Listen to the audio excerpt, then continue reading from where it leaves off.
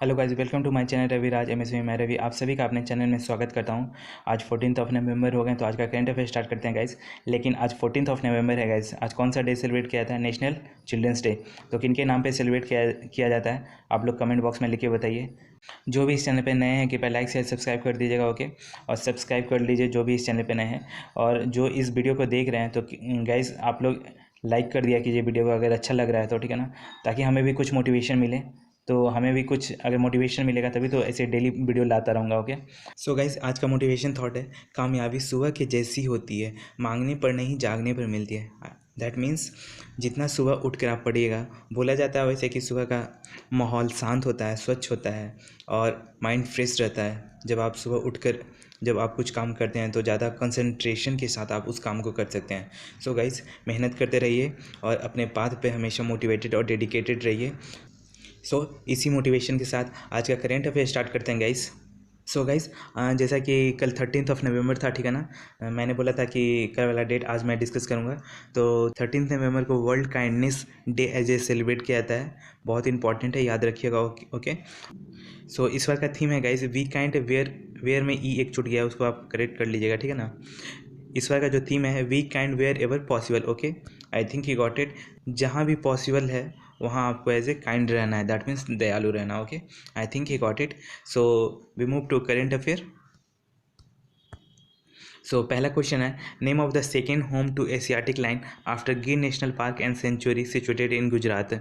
मतलब ये बोला जा रहा है, गुजरात में स्थित गिर राष्ट्रीय उद्यान और अभ्यारण्य के बाद एशियाई में शेरों के दूसरे घर का नाम क्या है? दैट मीन्स एक तो गिर नेशनल पार्क हो गया एशियाटिक लाइन के लिए, एक और कौन सा होने वाला है? एंड आपके ऑप्शन हैं, option A Vansda National Park, option B Marine National Park, option C Wardha wild life Sanctuary, option C Jambughoda wild life Sanctuary. इसका करेक्ट ऑप्शन हो जाएगा इस option number C, okay. Wardha wild life Sanctuary second home बनने जा रहा है Asiatic lion का, okay. आइए कुछ इन्फॉर्मेशन डिस्कस करते हैं गाइस। ये देखिए, ओके, ये पिक है Wardha Hill wild life Sanctuary का, okay. I think you got it. We move to next. Guys, जैसा कि name of the second home Asiatic lion का हम लोग एज ए डिस्कस कर रहे हैं, ठीक है ना। जो नाम है वार्धा वाइल्ड लाइफ सेंचुरी, इसको as a second Asiatic home lion as a declare किया जा रहा है, ओके। प्रोपोज्ड है as a second home for the Asiatic lion, जैसा कि अभी हम लोग डिस्कस कर लिए, ओके। ये सिचुएटेड है गुजरात में, ठीक है ना। और एक बात बता दें गाइस, ये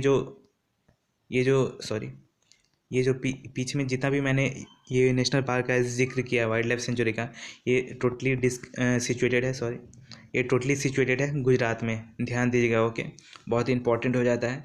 सपोज दैट कि आपसे कोई ये अगर एग्ज़ाम में अगर क्वेश्चन बन जाता है कहाँ सिचुएटेड है, तो आप लोग आराम से आप जवाब दे सकते हैं कि गुजरात में, ठीक है ना। तो ऑप्शन पे भी ध्यान दीजिएगा आप लोग, ओके, ठीक है। We move to next. हम लोग डिस्कस कर रहे थे। अगर नेक्स्ट पॉइंट का बात करते हैं guys, Asiatic lions at present are restricted to the Gir national park and sanctuary. Asiatic lion वो सिर्फ रिस्ट्रिक्टेड था, दैट मीन्स सिर्फ गिर नेशनल पार्क में ही सिचुएटेड था, उसके अलावा और कहीं भी इंडिया में एज ए लोकेटेड नहीं किया गया था एशियाटिक लाइन को। लेकिन अब दूसरा उसका as a home Asiatic second home as a create होने जा रहा है, दैट मीन्स बनने जा रहा है, जिसका नाम है Wardha wild life sanctuary, okay. I think you got it. अगर नेक्स्ट पॉइंट का बात करते हैं guys, the lions have been occasionally venturing out in nearby forest and human settlement due to the increase population. और ये news में क्यों आया गाइज? क्योंकि आजकल जो गिर नेशनल पार्क है गाइस, वहाँ का जो पॉपुलेशन एशियाटिक लाइन का है वो इंक्रीज़ हो चुका है, और बहुत सारे लाइन ओकेजनली वेंटरिंग आउट हो रहे हैं, दैट मीन्स बाहर आ रहे हैं फॉरेस्ट से और ह्यूमन सेटलमेंट के बीच। ये एक तरह का खतरा हो सकता है ह्यूमन लोग के लिए, ओके। इसके लिए एज ए कुछ लॉइन को ट्रांसफ़र किया जाएगा सेकेंड वाइल्ड लाइफ सेंचुरी में, that means second Asiatic home में, जिसका वार्धा वाइल्ड लाइफ सेंचुरी है, okay. I think you got it. अगर नेक्स्ट पॉइंट का बात करते हैं guys, population of Lions increase हुआ है, ठीक है ना। 2015 में 523 था, ठीक है ना। अभी हाल ही फिलहाल में रिपोर्ट आया है तो देखा गया है कि 2015 के आसपास 523 एज ए एशियाटिक लाइन था, ठीक है ना। और अभी देखा जा रहा है कि 2020 तक ये 674 हो गया, okay. I think you got it. अगर नेक्स्ट पॉइंट का बात करते हैं, वार्डा इज़ अबाउट वार्धा कहाँ है? 15 kilometre from the Porbandar town coast and about 100 kilometre from the Gir forest से 100 किलोमीटर के आसपास वार्धा एज ए सिचुएटेड है, ठीक है ना। और टाउन पोरबंदर टाउन से 15 किलोमीटर लगता है। Okay, I think you got it. अगर नेक्स्ट पॉइंट का बात करते हैं गाइज, सो गाइज अगर नेक्स्ट पॉइंट का बात करते हैं, ये जो वारदा सेंचुरी है, ठीक है ना, वो स्प्रेड है 192 स्क्वायर किलोमीटर। ओके, ध्यान दीजिएगा, रिलेटिवली स्मॉल इन एक्सटेंट है but has an abundance of the flora diversity. भले ही बहुत स्मॉल एक्सटेंट है, लेकिन वहाँ जो फ्लोरा और डाइवर्सिटी है बहुत एबंडेंस, मतलब बहुत ही प्रचुर मात्रा में। Okay, I think you got it. अगर नेक्स्ट पॉइंट का बात करते हैं, एशियाटिक लाइन का अगर हम लोग जिक्र करते हैं, ठीक है ना, Asiatic lion as a news में है, Asiatic lion today survive in the wild only in India. मतलब अभी इंडिया में ही टुडे सर्वाइव कर रहा है एशियाटिक लाइन, ठीक है ना। दैट मीन्स कि वर्ल्ड में और कहीं नहीं होगा। Okay, I think you got it. अगर नेक्स्ट पॉइंट का बात करते हैं, lion is one of the 5 pantherine cats native to India along with. Lion जो है 5 पैंथेरिया कैट्स में से एक नेटिव है। और 5 में से कौन कौन से हैं? एक बंगाल टाइगर हो गया, पैंथेरिया कैट्स के कैटेगरी में आता है। ओके, इंडियन लेपर्ड हो गया, स्नो लेपर्ड हो गया, क्लाउडेड लेपर्ड हो गया, and one of the lion. Okay, I think you got it. So we move to next point. अगर नेक्स्ट पॉइंट का बात करते हैं guys, also known as the Indian lion and the Persian lion. Indian lion को, जो Asiatic lion है, उसको as a Persian line भी बोला जा रहा है, ठीक है ना। इंपॉर्टेंट है, याद रखिएगा। और ये इंक्लूडेड है साइट्स का अपेंडिक्स फर्स्ट में। ओके, साइट्स का फुल फॉर्म क्या होता है गाइज, आप लोग कमेंट बॉक्स में लिख के बताइए, ठीक है ना। अगर नेक्स्ट पॉइंट का बात करते हैं, ये लिस्टेड है schedule 1 of the wild life protection act 1972। Wild life protection act 1972 में आता है। उसके ये किस में है? शेड्यूल्ड 1 में है। ओके, ध्यान दीजिएगा आप लोग। ओके, बहुत इंपॉर्टेंट है। IUCN की कैटेगरी की अगर बात करते हैं तो ये इंडेंजर्ड कैटेगरी में। Okay, I think you got it. So we move to next question. In which court advocate on record AOR for filing a frivolous cases and dismiss the public interest litigation। Advocate on record ने एक तुच्छ मामला दायर करने के लिए जनहित याचिका खारिज कर दी है। तो वो किस कोर्ट में किया गया है? एंड आपके ऑप्शन है, option A supreme court, option B civil court, option C high court, and option D subordinate court. So इसका करेक्ट ऑप्शन हो जाएगा इस ऑप्शन ए, सुप्रीम कोर्ट में। ये AOR एज ए न्यूज़ में देखा जा रहा है। ओके, आइए कुछ इन्फॉर्मेशन कलेक्ट करते हैं guys. So guys advocate on record है, ठीक है ना, ये रिसेंटली सुप्रीम कोर्ट में देखा जा रहा है, ठीक है ना। और गाइज एडवोकेट ऑन रिकॉर्ड एक तरह का एडवोकेट होता है, ठीक है ना, who is entitled to act as well as to plead for a party in the supreme Court. देखिए हिंदी में क्या लिखा हुआ, एडवोकेट ऑन रिकॉर्ड एक वकील है जो सर्वोच्च न्यायालय के कार्य करने के साथ साथ किसी पक्ष की पैरवी करने का भी हकदार रखता है, ठीक है। I think you got it. अगर नेक्स्ट पॉइंट का बात करते हैं, as per the rules no advocate other than an advocate on record shall be entitled to file an appearance or act of a party in the supreme court of India. देखिए हिंदी में क्या लिखा है इसका, नियमों के अनुसार एडवोकेट ऑन रिकॉर्ड के अलावा कोई भी वकील भारत के सर्वोच्च न्यायालय में किसी पक्ष के लिए उपस्थिति दर्ज कराने या कार्य करने का हकदार नहीं होगा। सो इंग्लिश हिंदी मैं इसलिए लेकर आ रहा हूँ गाइस, क्योंकि बहुत लोगों को एज ए इंग्लिश समझ में नहीं आता है, तो हिंदी वो लोग एज ए देख सकते हैं, ठीक है ना, यहाँ पढ़ कर समझ सकते हैं। तो अगर बात करते हैं गाइस, ये पॉइंट बोला कि सिर्फ एडवोकेट ऑन रिकॉर्ड के अलावा कोई भी वकील भारत के सुप्रीम कोर्ट में पक्ष के लिए उपस्थित दर्ज कराने का हकदार नहीं है, ठीक है। I think you got it. Advocate on record as a law करेगा तभी वो सुप्रीम कोर्ट में एज ए कुछ भी उपस्थिति दर्ज करा सकता है। ओके, अगर नेक्स्ट पॉइंट का बात करते हैं guys, no advocate other than an advocate on record can appear and plead in any matter unless he is instructed by an advocate on record। जैसा कि मैंने आपको बताया कि बिना एडवोकेट ऑन रिकॉर्ड के इंस्ट्रक्शन के कोई भी मैटर सुप्रीम कोर्ट में दर्ज या फिर उपस्थित नहीं करा जा सकता है। सो AOR बहुत इंपॉर्टेंट है। ओके, सो अगर नेक्स्ट पॉइंट का बात करते हैं, only AOR that means advocate on record वही फाइल कर सकता है सुप्रीम कोर्ट में। ओके, ठीक है, आप लोग समझ रहे होंगे। अगर नेक्स्ट पॉइंट का बात करते हैं, AOR एक एसेंशियल लिंक है, मतलब एक तरह का लिंक है किसके किसके बीच का, लिटिगेंट मतलब वादी और हाईएस्ट कोर्ट ऑफ कंट्री, मतलब कंट्री का हाईएस्ट कोर्ट कौन सा हो गया, सुप्रीम कोर्ट, ठीक है, और वादी के बीच का एक लिंक है AOR। Okay, I think you got it.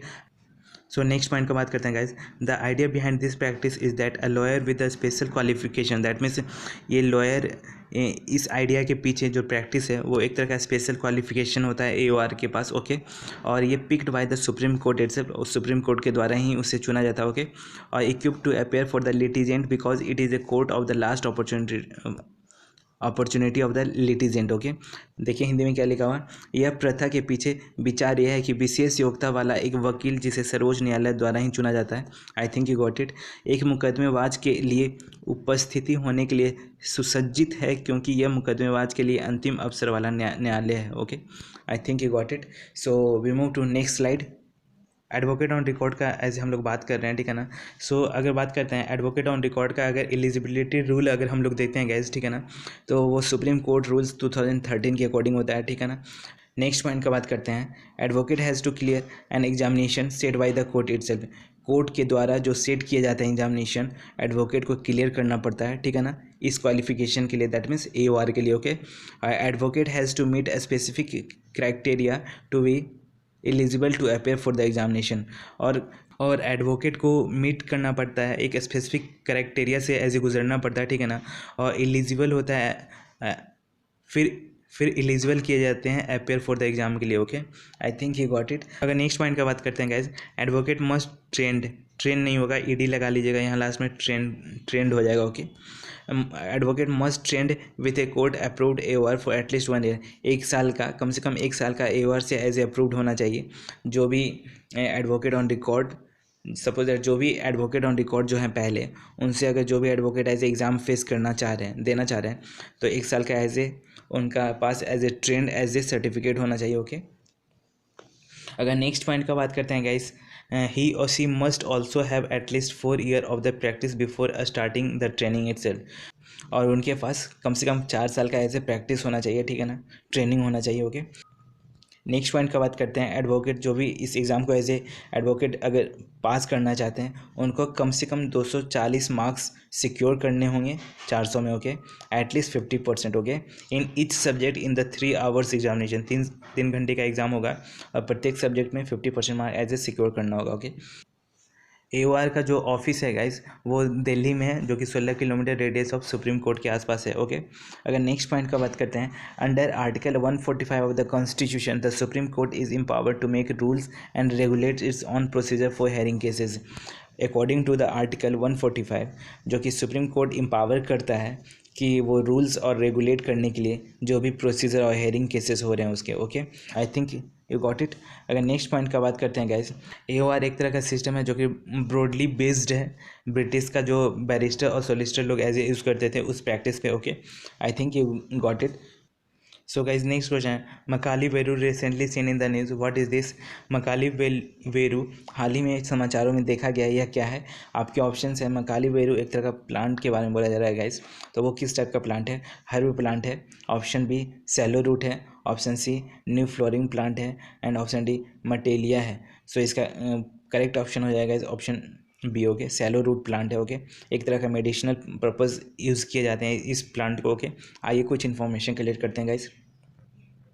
सो देखिए, इसको साइंटिफिक नाम ये ही प्लांट है। ओके, मकाली वेरू, इसको डिकेलेपेसिस हैमिल्टोनी बोला जा रहा है साइंटिफिक नेम में। ओके, याद रखिएगा, एज ए UPSC और PCS एग्ज़ाम के लिए इंपॉर्टेंट हो जाता है। Okay, I think you got it. अगर नेक्स्ट स्लाइड का बात करते हैं गाइज, ये भी उसी का एक अति है, पार्ट है। ओके, प्लांट का। ओके, ध्यान दीजिएगा। Next slide. सो गाइज, मकाली वेरू या सैलो रूट का अगर हम लोग बात कर रहे हैं, ठीक है ना, एक हाई मेडिसिनल वैल्यू प्लांट है। ओके, नेक्स्ट पॉइंट का बात करते हैं, ये एक्सटेंशन हो रहा है, इलीगल हार्वेस्टिंग किए जा रहे हैं, ठीक है ना, forest of the Male Mahadeshwara hill से। ओके, वाइल्ड लाइफ डिवीज़न है जो कि कहाँ है, चमरा राजनगर है, जो कि डिस्ट्रिक्ट है एक कर्नाटका में। ओके, याद रखिएगा, ये root is widely used in Ayurvedic medicine and in pickle industry.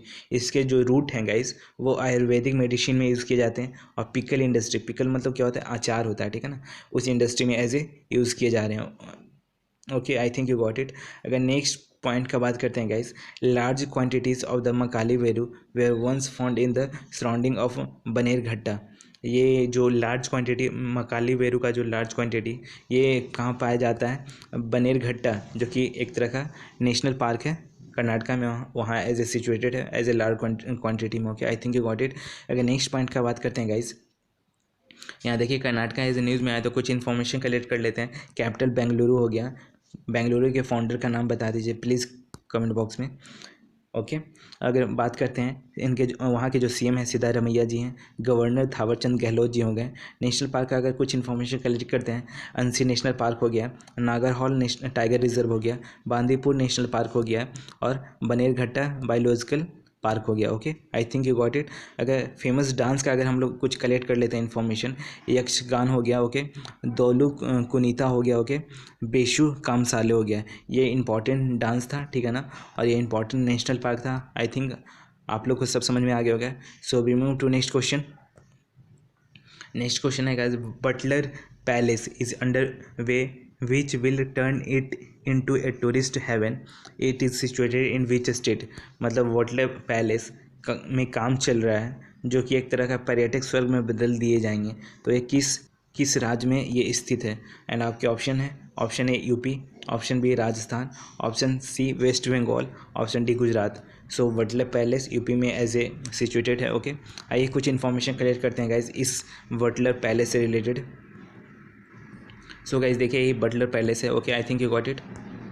So guys हम लोग डिस्कस कर रहे हैं बटलर पैलेस के बारे में, ओके, जो कि सिचुएटेड है यूपी में कहाँ, लखनऊ में। ओके, अगर बात करते हैं guys, the palace originally built as a official residence of the commissioner of the Awadh Harcourt Butler in 1915।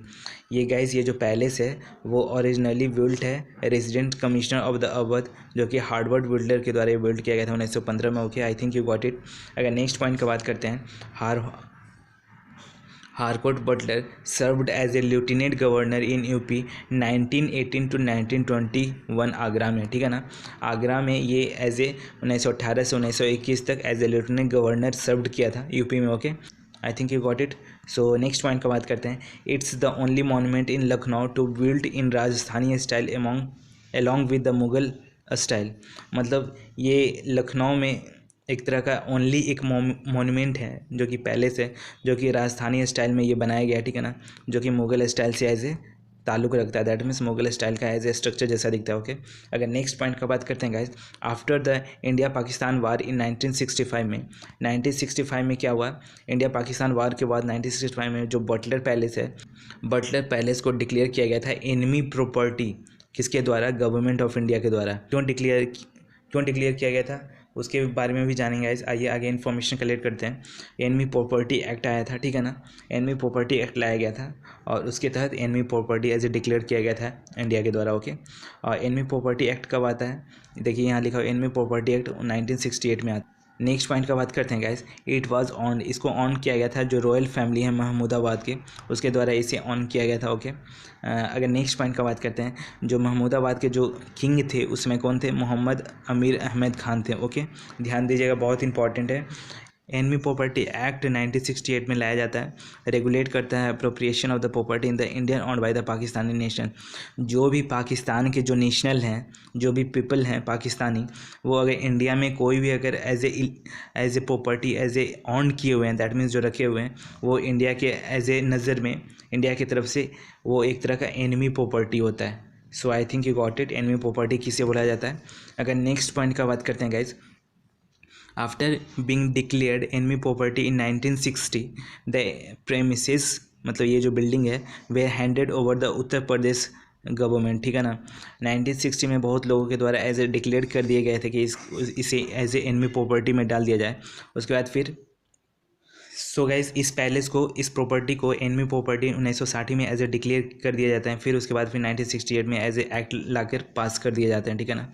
और ये जब 1960 में डिक्लेयर किए जाते हैं एनिमीज प्रॉपर्टी, ठीक है ना, तो उसके बाद फिर ये इस पैलेस को फिर इसको हैंड ओवर कर दिए जाते हैं उत्तर प्रदेश गवर्नमेंट को, ठीक है ना, कि अब जो भी इससे रिलेटेड जो भी मुद्दा और जो भी लॉ कानून बनाना है Uttar Pradesh as a handle करेंगे। ओके, वहाँ के जो सीएम या फिर जो भी गवर्नर होंगे। ओके, अगर नेक्स्ट पॉइंट का बात करते हैं, यूपी एज ए न्यूज़ में आया, ठीक है ना, कुछ इन्फॉर्मेशन कलेक्ट कर लेते हैं।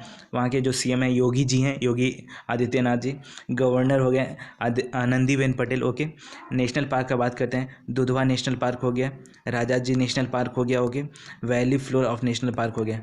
I think you got it. So we move to next question. So guys, अगर नेक्स्ट क्वेश्चन की बात करते हैं, Indian navy worship recently become the first named after one of the city of Gujarat. भारतीय नौसेना का युद्ध तोप हाल ही में गुजरात के किस शहर के नाम पर पहला युद्ध तोप बन गया है? एंड आपके ऑप्शंस हैं, option A Surat, option B Gandhinagar, option C Patan, option D Gujarat. Question समझ में आ गया होगा। गुजरात का कौन सा सिटी है जिसके नाम पे इंडियन नेवी का एक वॉरशिप का नाम रखा गया है? सो इसका करेक्ट ऑप्शन हो जाएगा गाइस ऑप्शन ए। ओके, आइए कुछ इन्फॉर्मेशन कलेक्ट करते हैं guys. So Indian navy worship से रिलेटेड एज हम लोग डिस्कस कर रहे हैं, ठीक है ना। गुजरात का जो सिटी है सूरत, उसके नाम पे नेवी वॉरशिप का नाम रखा गया है, ठीक है ना। अगर नेक्स्ट बात करते हैं, इसको लॉन्च किए जाएंगे, कि अभी हुए नहीं है, लॉन्च किए जाएंगे सीएम ऑफ गुजरात के द्वारा।